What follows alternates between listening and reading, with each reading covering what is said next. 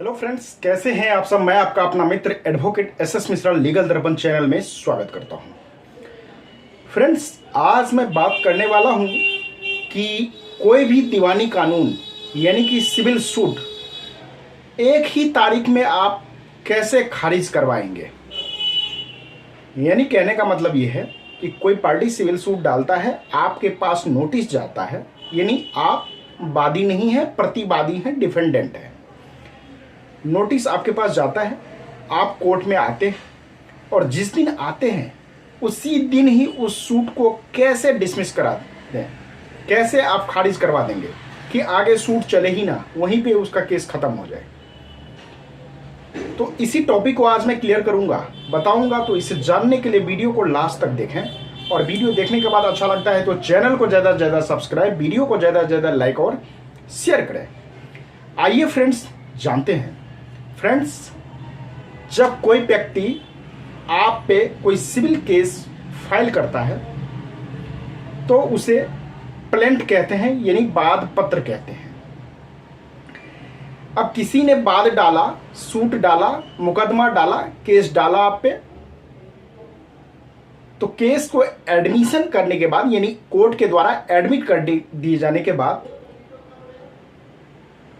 उस पार्टी को जज साहब के द्वारा बोला जाता है कि आप पीएफ फाइल करें, यानी प्रोसेसिंग फी कोर्ट में फाइल करें, और दूसरे पार्टी को सम्मन इशू होता है, यानी जिस पे मुकदमा आप करते हैं। अब जिस पे मुकदमा होता है उसको सम्मन की कॉपी तामील होती है, वो आते हैं कोर्ट में।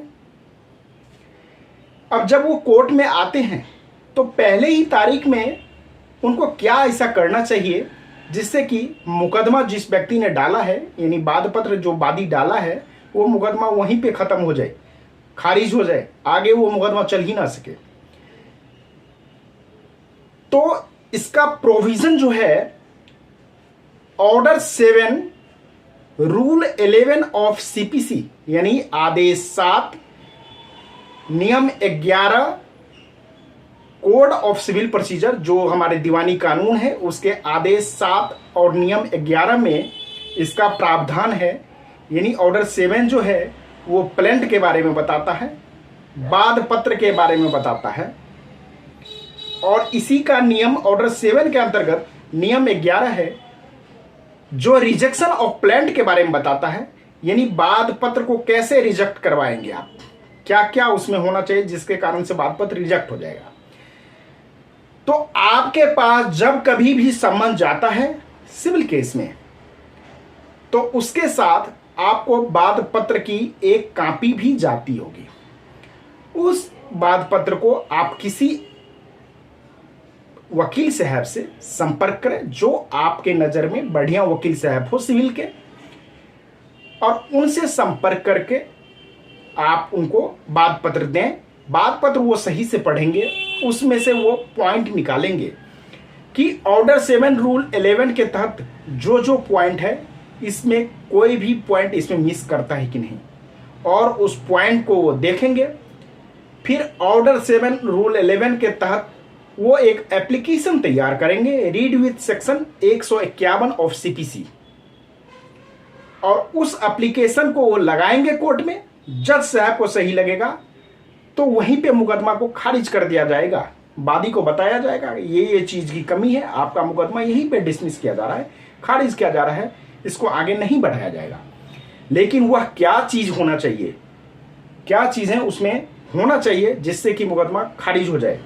तो देखिए, ऑर्डर 7 रूल 11 जो है वो रिजेक्शन ऑफ प्लेंट, यानी वाद पत्र को खारिज करने के विषय में बताता है कि सबसे पहले cause of action.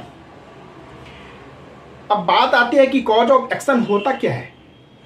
Friends, cause of action वह चीज होता है जिस पे सूट बनता है, तैयार बनता है, अर्थात किस कारण से मुकदमा बना, मुकदमा का कारण जो लिखा जाता है, वो कारण यदि सही नहीं हो तो मुकदमा खारिज किया जा सकता है। दूसरी स्थिति होती है कि कोई भी सिविल सूट आप डालते हैं तो उसमें कोर्ट फीस लगता है। कोर्ट फीस जितना बढ़ना चाहिए उतना कोर्ट फीस यदि आप नियमित समय के भीतर ना लगाएंगे तो आपका मुकदमा खारिज किया जाएगा। तीसरी स्थिति है कि जो क्षेत्राधिकार है, मान लीजिए आपके क्षेत्राधिकार में जो कोर्ट है वहां पे आप केस नहीं फाइल करके आप दूसरे जगह केस फाइल कर दिए, आपका क्षेत्राधिकार वो नहीं बनता है, आपके ज्यूरिडिक्शन में वो कोर्ट नहीं आता है, तो उस कारण से भी आपका सूट डिसमिस हो जाएगा, खारिज किया जा सकता है।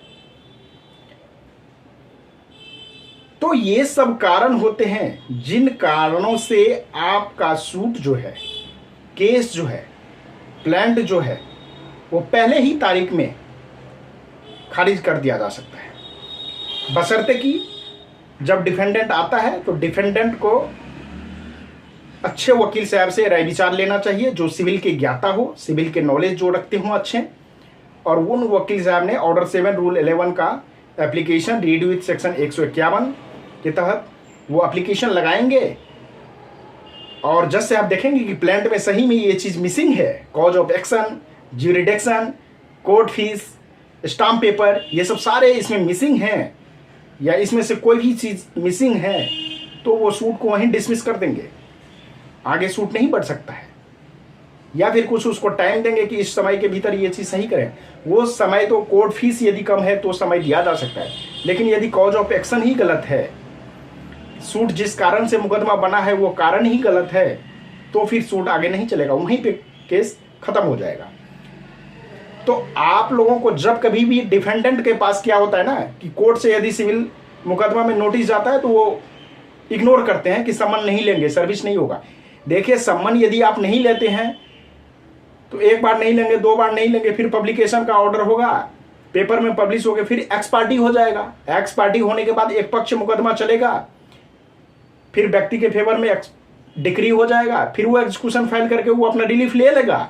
तो इससे बेहतर है कि जब कभी सम्मन जाता है आप सम्मन लीजिए और उसको अपने तरफ से जो है अपना बचाव कीजिए, अपना बचाव पक्ष रखिए।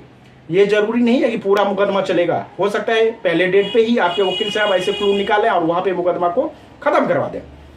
तो फ्रेंड्स, जानकारी कैसा लगा आप मुझे कमेंट करके जरूर बताना। कोई कंफ्यूजन हो तो आप मुझे पूछें, मैं उसका रिप्लाई देने का कोशिश करूंगा।